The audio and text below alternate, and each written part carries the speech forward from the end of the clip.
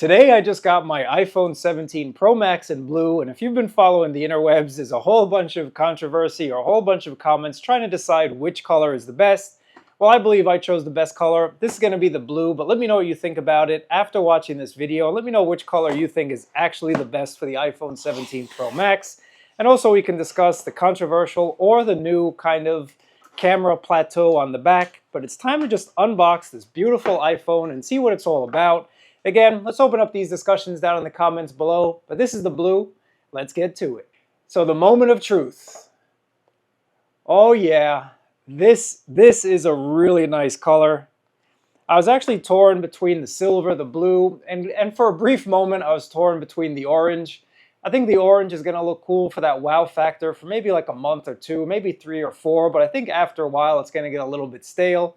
Classic blue you cannot go wrong with. And I think this looks absolutely stunning. Yeah, I chose the right color, guys. But let's go ahead and just boot it up.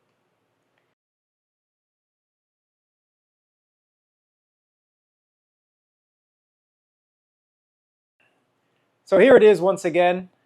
I'm going to have a whole bunch of case videos coming up, so make sure to subscribe. And if you want me to check any specific case out, let me know down in the comments below which cases you think I should pick up and review for you guys.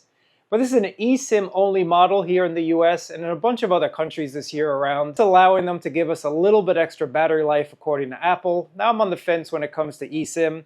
I do like eSIM for the ease of use, but when you're traveling around, it's quite hard to get eSIM in every single country. It's always just easy to pop in a roaming SIM card. You can get some cheap data while you're out and about.